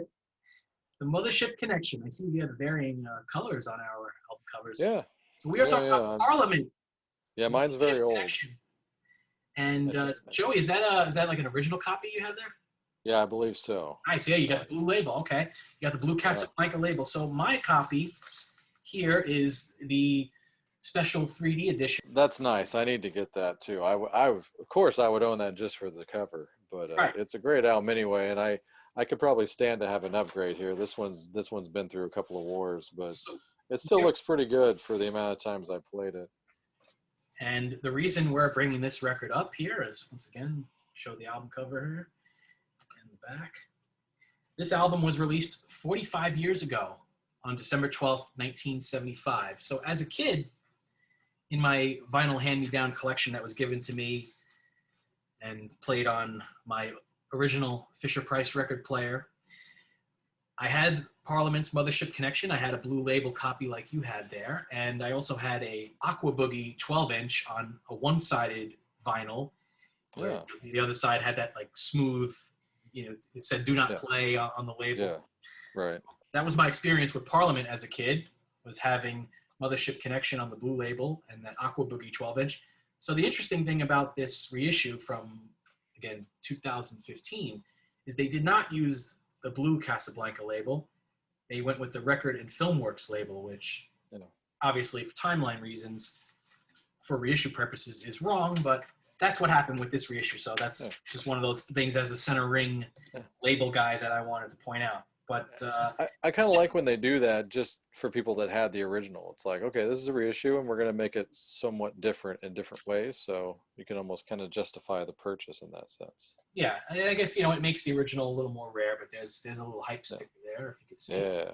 So I picked this up at Princeton Record Exchange a handful of years ago and refamiliarized myself with it after so many years of not really hearing it in its entirety or hearing a few songs here and there. When I got this vinyl press, I really started listening to it a bit more, and to the point where, you know, I could pick some songs that I would say are highlights. So I'm interested to see what your thoughts are as far as the record itself.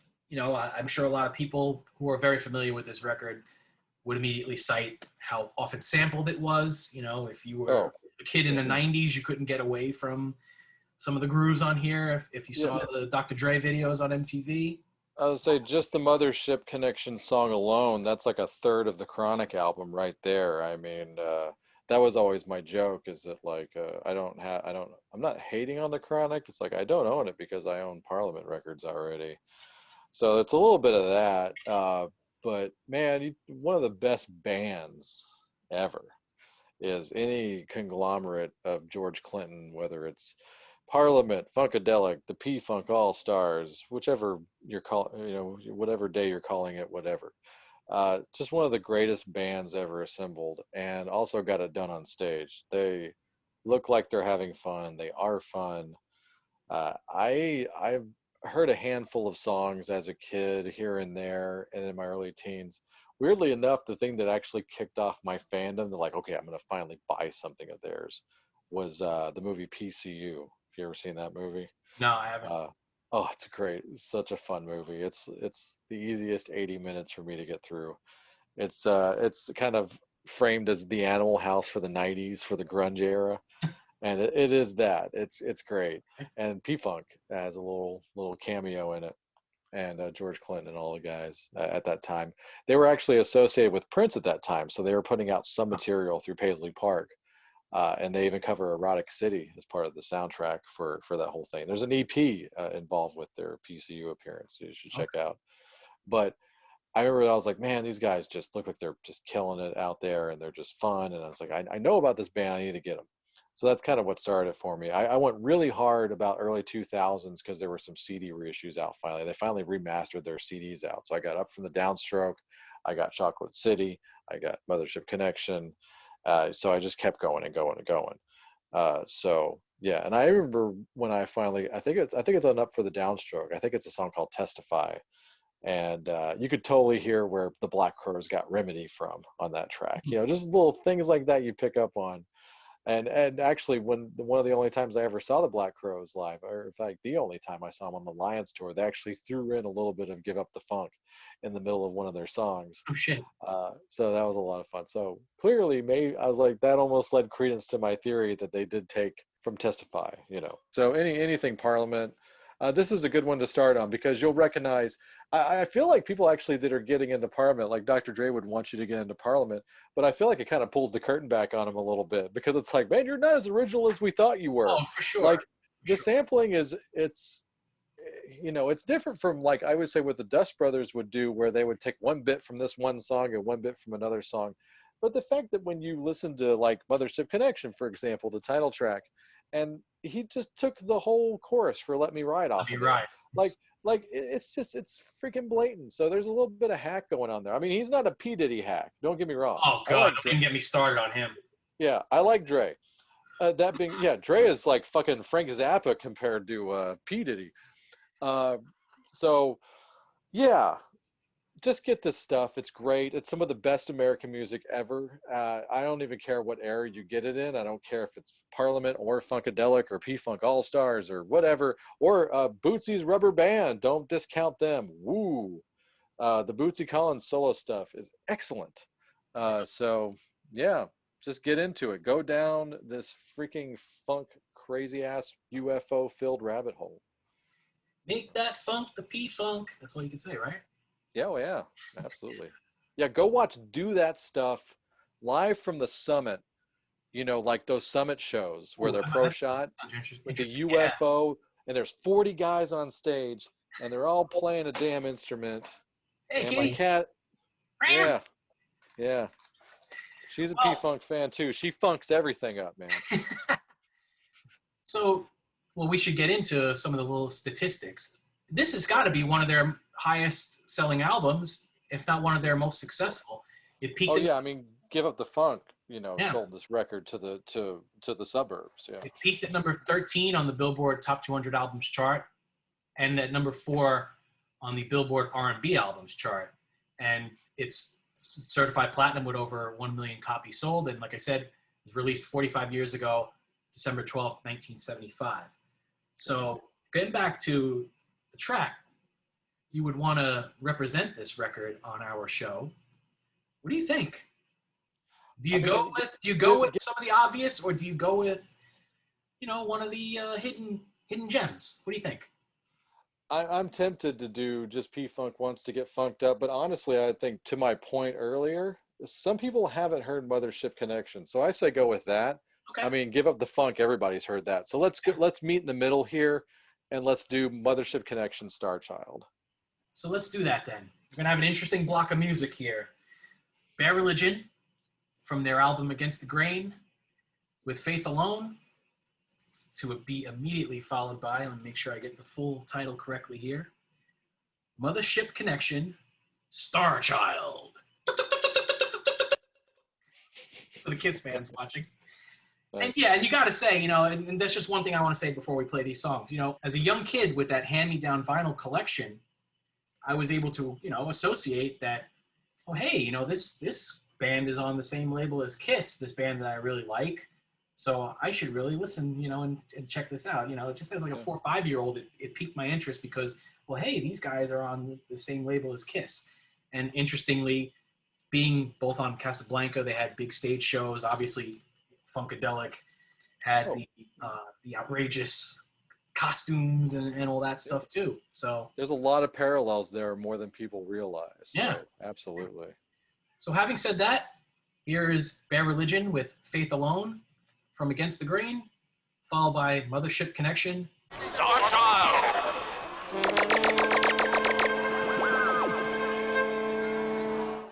From Parliament, Mothership Connection.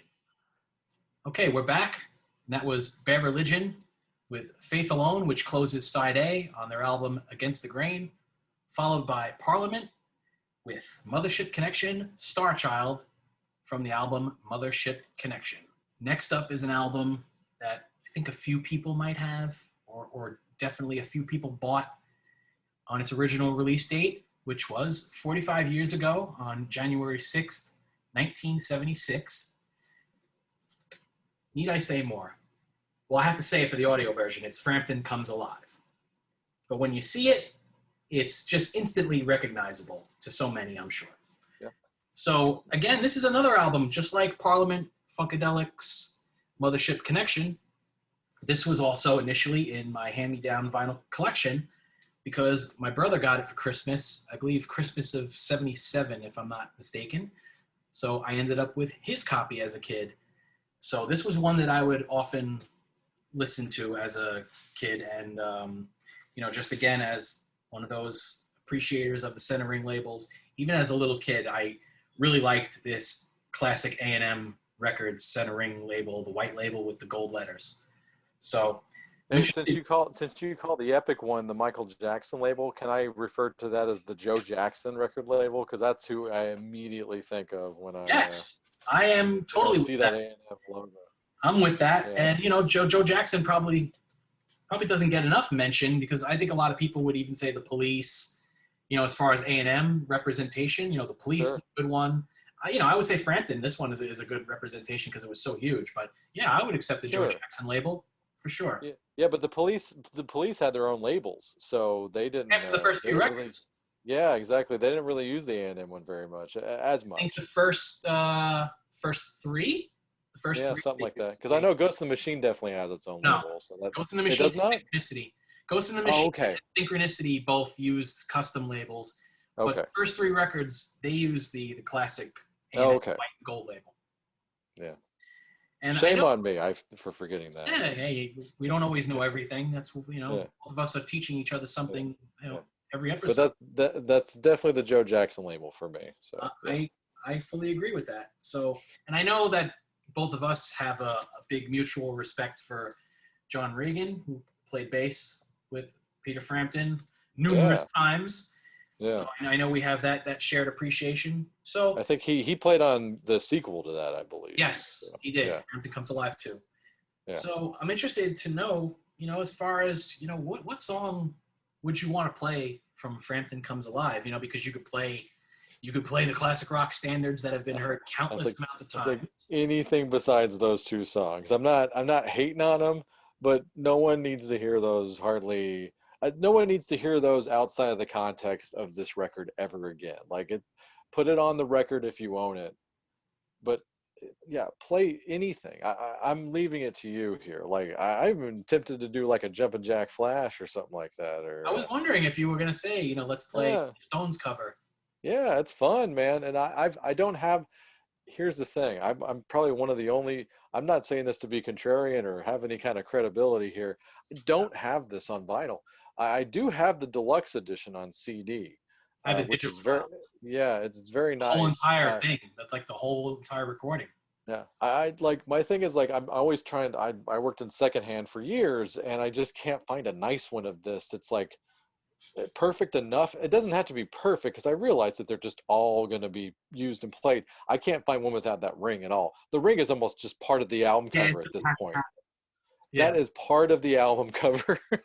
This was a $5 copy I found at Record Collector in New Jersey. Yeah, and, it plays really well. No skips, no pops, anything. It's pretty quiet. Yeah, it'll eventually happen for me. I mean, I might even plunk down on a big anniversary one if they do one soon. They'll probably do one for the 50th, I bet, coming up. How could they not? But yeah, the older ones just seem cool. Like I said, that ring is just part of it. But yeah, I'm voting for Jumpin' Jack Flash, but play whatever you want. No, I'm with you. Let's play it right now. All right. From Frampton Comes Alive. Here is Jumpin' Jack Flash. Get out your packets of Tide. That was Peter Frampton with his take on Jumpin' Jack Flash by the Rolling Stones from the legendary live album Frampton Comes Alive, which we didn't mention before we played the track. It peaked at #1 on the Billboard Top 200 Albums chart, and as of now, it's multi-platinum with over 8 million copies sold. But I gotta imagine it's pretty pretty high up nowadays, maybe a little bit above 8 million. It's got it. I mean, especially because they count them as 2 each. There's no way that just 4 million people bought that. Yeah. If 1 million people in Los Angeles alone bought Rumors, then this has to be way higher in album sales. I can't even imagine. That also proves that they probably got counterfeited to death, but who knows? And it has to be his most successful record ever, right? Oh, yeah, Without even easily, looking it up.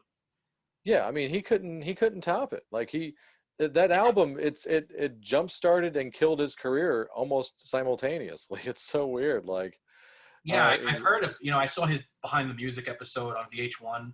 His trajectory, it's like Twisted Sister in a way. It was like way up here and then like a really fast decline. Yeah. Oh yeah, for sure. There's a funny, I don't want to say tribute. There's a parody of I'm in You by Frank Zappa called I Have Been in You. And it's definitely, it's meant to be kind of a shot at that whole side of the industry. But anyway, there you go. And just before we go to the next record, I just want to mention that it's funny because, just the other day I'm watching reruns of Three's Company, and the episode was on where they show, they show the album cover. He's like, you want to listen to this new Peter Frampton record? He's like, oh, wow. So the fix was in. They tried. That's a weird promotion. Holy crap. I was like, I kind of forgot about that. Like, that's funny. Like, was that like a promotional tie-in? Yeah, what'd they pay for that, I wonder? Yeah, it was like, in the early seasons, when it was still living over the ropers. Right. All right, so that interesting diversion. Let's go to the next record for the subject at hand here, the Vinylversary edition. And we're going back 30 years again to that great fucking year of 1990. And, this was a record that definitely opened my ears up more to this band, other than just the stuff that I was seeing on Headbangers Ball on MTV and, hearing on the radio on the random, like on our local college radio station, 89.5 WSOU. So the record I'm talking about was released 30 years ago on January 26, 1991. And it's Out Ahead again. And if I'm not mistaken, this is their first major label record, because they were on Bronze and a few other labels before, right? But yeah, was considered I think this is their first Sony release. So we're talking about 1916. Just want to make sure the title. Yeah, 1916. Yeah. I came in with. I didn't hear Ace of Spades first, which is crazy to think. Wow, really? I heard the first song I ever heard by him, to my recollection, was Cradle to the Grave because of the Metal Year soundtrack. Oh wow, okay, I can see that. Yeah, it was the opening. It was the opening credit song, and it was on the soundtrack, and that was the first thing I ever owned, and I think the first thing I ever heard by them. That's one of the earliest things I heard by them too. Yeah, nice. And like I said, if I had Headbangers Ball on MTV before all that, I probably would have heard Eat the Rich or something like that before all this. But yeah, that was where it came in. But yeah, this was the first full-length Motorhead album I ever owned as well. Big memories of it. I never did see the entire full concert of the 1916 show, the one they did in black and white. But they showed all those videos. I've seen it like Tarantino style because of Headbangers Ball, but like I've definitely seen the Angel City video a lot. I love this record, man. It's even got like people think Motorhead just like one thing, and 95% of their output is like the same speed thing, but there's always these interesting diversions on the album. This album's no exception. Like, Love Me Forever, of course, but also the Nightmare stuff, Dreamtime. So there's some diversion on here, but yeah, it's also a cool meat and potatoes Motorhead record. But I love some of my favorite lyrics ever. I love the lyrics to Angel City and Going to Brazil. Those are super funny songs. And since people can't understand what Lemmy is singing most of the time, but you really should follow along with the lyrics on here. Angel City is great. Just dreams of being a rich rock star, because Lemmy's the anti-rock star, even though he's like one of the greatest icons ever. I want a backstage pass and drink Bon Jovi's booze for free. It's such a great line. I want to be an intellectual heterosexual. I was just reading that line. So fun, man. And they played going to Brazil. They got to be on the Tonight Show. It was like one of the first years that Jay Leno was hosting and Motorhead was on there. I guess Sony got him on there, and they heard him in rehearsal. They claim, I'm sure someone just had the CD booklet out. They were rehearsing going to Brazil, and they said, "Oh, you can't say the fuck word on there," and so they dropped it on the show. But you can actually find YouTube clips of them playing going to Brazil. Yeah, it's a party now. But yeah, this is a very important album for me. So I'm glad 1916 exists. It's always going to be in the upper echelon of my Motorhead records. And it's weird because nowadays it's kind of seemed to be lost to history in a sense. I think people that lived around it love this album and it's in their top albums, but it definitely isn't in the conversation. People definitely lean on those early classic stuff. And of course, nothing wrong with Overkill, Another Perfect Day, and all that stuff. But people really should hit anything 1991 and after.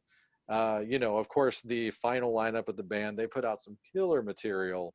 Wurzel's on this one. It's that lean in from, this is the classic era. It's like the end of the classic era and the beginning of the modern era at the same time on this record. Good So point. this is a really neat bridge in the timeline for Motorhead. And this is one of the ones I would probably put in people's hands as far as like, this is what you can expect, even if you're going this way or you're going that way. For sure. So it's a great record for that reason alone, but I just love it anyway. So. Okay. So before I get into some thoughts about the record, some little stats here. This is one of the rare albums by Motorhead that cracked the Billboard Top 200 Albums chart. It peaked at number 142. And in the UK, it obviously did better. It peaked at number 24. No sales, no sales certification. I couldn't find anything for US. I couldn't find anything even for the UK. I would have thought maybe a gold record in the UK, but who knows, Nope. I guess. So the pressing that I have here is one that I picked up last year. I ordered from a seller in Greece off Discogs. So this is actually a Greek pressing instead of the WTG label that we got here in the States on the CDs and the cassettes. This is actually on an Epic label, one of the white labels from the early 90s. So this pressing is awesome. If anyone's looking for a copy, because there isn't very many reissues out these days, I would highly recommend this one, and it really wasn't even that expensive. And Joey is showing the white vinyl press. Yeah, I love it. Back on black pressing on white. Yeah. A little contradictory, right? Yeah, there you go. But it's still great. And yeah, this one plays great for me, actually. I'm happy with this pressing. Yeah, I can't say enough nice things about this record. Yeah, it's one of those records where you go, which song do I play? I mean, there's so many to choose from. And I just want to make a note here. I alluded to it earlier, but this album has their homage to the Ramones, Ramones. Yeah. And with that, they have some tracks produced by Ed Stasium, who produced so many of the legendary Ramones records and recordings. And I believe they started this record with Ed Stasium, and you can hear him on this record for sure. That's the other thing. That's another thing that I like about it. They probably should have stayed with him. I don't know why he's not on the whole thing, but that would be another thing that would make it stick out even more. By the way, you mentioned RAMONES. Has the distinction of being the shortest video ever aired on MTV at a minute 7, I believe. Yeah. It was like, I remember, as a viewer watching, it was easily like the quickest. You saw the little credits at the beginning of the video, and then immediately it was like there again at the end. You're like, damn, that's quick. Yeah. And it's funny because obviously the Ramones play it faster when they cover it because, of course, they wanted to cover this song. Why wouldn't you? Yeah. And have you ever seen the last Ramon show, the We're Yes, Out of Here video? yeah, I have. Yeah.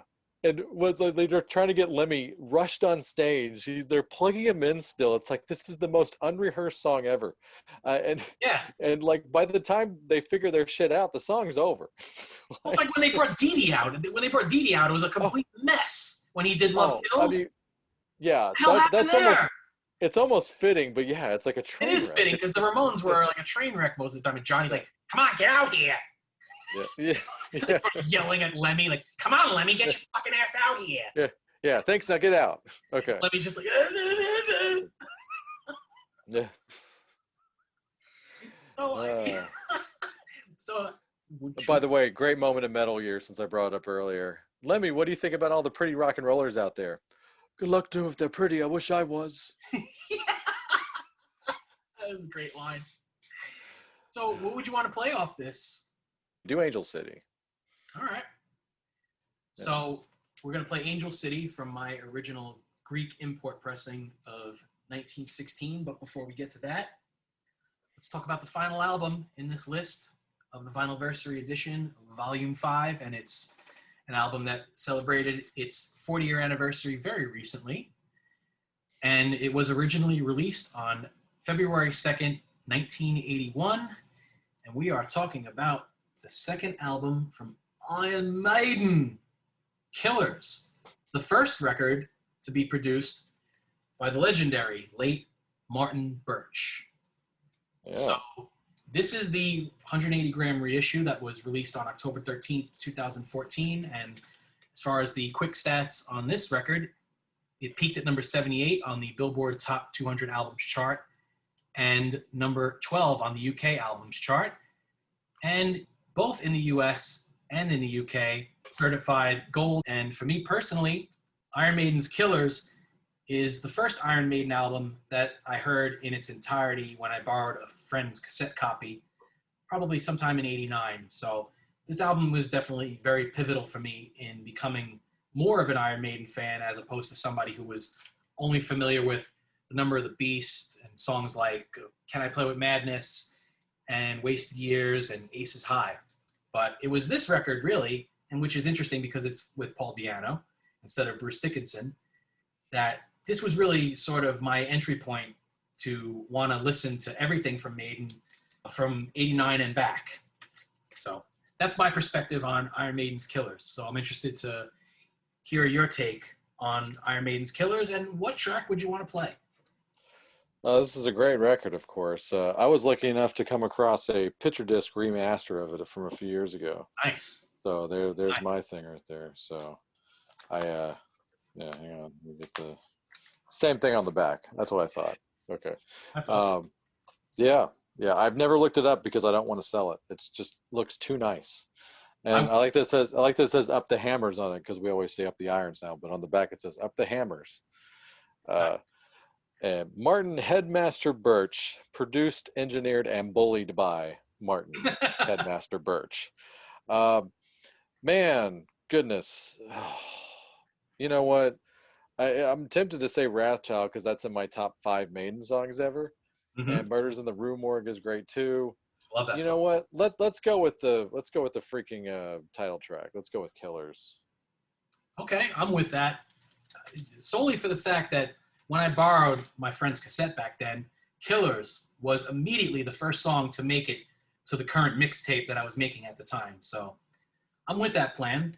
But I Nice. just want to say before we play the tracks and get to the close of the show that songs like The Twilight Zone, I think that's like a really underrated, overlooked Iron Maiden song. And lastly, I want to say, for all that's made about Paul Di'Anno and, you know, his vocals and his look leaning towards punk, he had some ridiculous notes on this record. Yeah. Right? That's kind of why I wanted to play Killers, because that's, that's kind of, one of his showpieces, so. Okay.